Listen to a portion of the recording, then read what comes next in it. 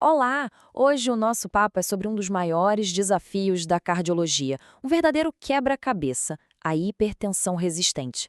Sabe, é aquela pressão alta que simplesmente não baixa, não importa o tratamento. É uma condição que deixa médicos de cabelo em pé e, claro, complica muito a vida de milhões de pessoas. Exige quase uma investigação de detetive para entender o que está acontecendo. E o ponto de partida é justamente essa pergunta. Imagina só a situação. A pessoa segue o tratamento direitinho, toma vários remédios todos os dias e, mesmo assim, a pressão arterial teima em não chegar na meta. Pois é exatamente aí que a gente entra no território da hipertensão resistente. Então, para a gente entender de verdade o tamanho do problema, precisamos ir além dessa frustração do dia a dia e olhar para a definição clínica. Afinal, o que é que a ciência considera de fato uma hipertensão resistente? Olha só, essa é a definição oficial, o preto no branco. O critério principal é o seguinte: uso de, no mínimo, 3 medicamentos de classes diferentes e em doses otimizadas, ok? E um detalhe fundamental: um desses três precisa ser um diurético, aquele remédio que ajuda a eliminar sal e água. Se mesmo com todo esse arsenal terapêutico a pressão não ceder, pronto, temos o diagnóstico de hipertensão resistente. E aqui tem um ponto bem interessante. Existe a hipertensão resistente, que a gente chama de não controlada, que é quando a pressão continua nas alturas mesmo com os 3 remédios. Mas também existe a resistente controlada.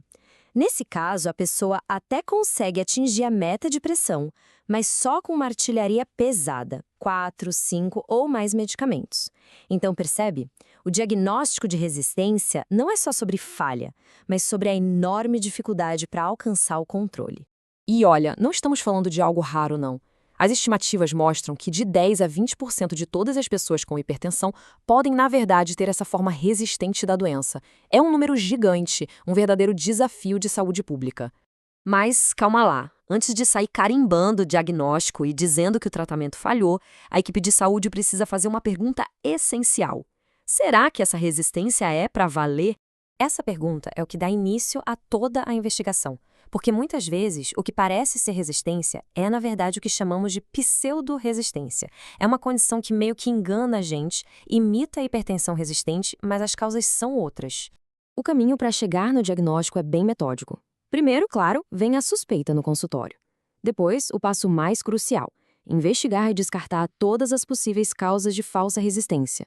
A confirmação final mesmo só vem com a medição da pressão fora do ambiente médico. Para isso, a gente usa exames como a MAPA, aquele aparelho que fica medindo a pressão por 24 horas, ou a MRPA, em que a própria pessoa mede em casa, seguindo um protocolo. O objetivo é ter a foto real da pressão no dia a dia. E quem são os culpados por essa falsa resistência? Ah, a lista é grande. A causa número 1, disparada, é a baixa adesão ao tratamento. A pessoa não toma o remédio direito. Depois vem o famoso efeito do avental branco, quando o nervosismo de estar no médico já faz a pressão subir. Outras coisas também entram na conta: medir a pressão de forma errada, usar um aparelho com o tamanho da braçadeira inadequado ou até o uso de outros remédios como anti-inflamatórios que podem aumentar a pressão e bagunçar tudo. Ok, então digamos que a gente já excluiu tudo isso e a resistência é verdadeira. O que de fato está acontecendo dentro do corpo? Agora sim a gente mergulha na fisiopatologia, nos mecanismos biológicos que estão por trás do problema. A hipertensão resistente de verdade não tem uma causa só. É uma espécie de tempestade perfeita. Mas a ciência já conseguiu identificar 2 mecanismos principais que costumam ser os grandes protagonistas, quase sempre ligados a como o corpo lida com o sal e com o estresse. E aqui a gente vê a diferença bem clara. De um lado tem um perfil que é dominado pelo excesso de volume. Basicamente, o corpo retém muito sódio e água, fica meio encharcado por dentro. Esse perfil é mais comum naqueles pacientes que conseguem controlar a pressão, mas com 4 ou mais remédios. Do outro lado, o problema é a hiperatividade simpática. O sistema de luta ou fuga do corpo fica ligado no 220 o tempo todo. Isso faz o coração bater mais rápido e as artérias ficarem mais duras, mais rígidas. Esse é o perfil que a gente vê muito em quem não consegue controlar a pressão de jeito nenhum. E acredite, existe um nível ainda mais complicado. Se a hipertensão resistente já é um problemão, a hipertensão refratória é tipo o chefão final do tratamento. A definição aqui é ainda mais apertada. A gente está falando daquela pressão que continua nas alturas, mesmo com o uso de 5 ou mais tipos de remédios diferentes. E detalhe, nesse combo já tem que ter um diurético potente e um remédio específico, a espironolactona. Se nem essa combinação super potente dá conta do recado, aí sim estamos diante do subgrupo de pacientes mais complexo que existe. E o perfil de quem tem hipertensão refratária é diferente. Enquanto a resistente comum é mais prevalente em pessoas mais velhas, a forma refratária tende a aparecer em gente mais jovem e é mais comum em mulheres. E a fisiopatologia? Adivinha? Uma assinatura ainda mais forte daquela hiperatividade simpática que a gente falou. Para a gente fechar, vamos juntar as peças do quebra-cabeça. Qual o perfil mais comum desses pacientes? Quais os riscos envolvidos? E que ferramentas são usadas para investigar essa condição tão complexa? Geralmente, o perfil de quem desenvolve hipertensão resistente tem algumas características em comum. Idade mais avançada e obesidade são fatores de risco muito importantes. A presença de outras doenças, as comorbidades, também pesa muito. Diabetes e doença renal crônica, por exemplo, mexem diretamente com a capacidade do corpo de regular líquidos e com a saúde dos vasos, criando o cenário perfeito para a resistência aparecer. E esse gráfico aqui deixa isso bem claro. Dá uma olhada nos números.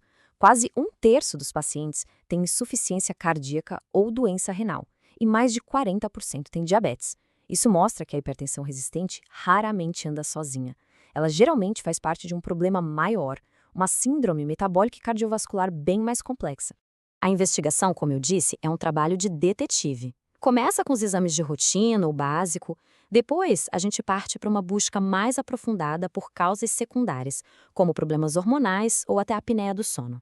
E por fim, é fundamental avaliar os estragos que a pressão alta já pode ter causado nos chamados órgãos-alvo, como o coração, os rins e os vasos sanguíneos com exames tipo ecocardiograma e medidas de rigidez das artérias.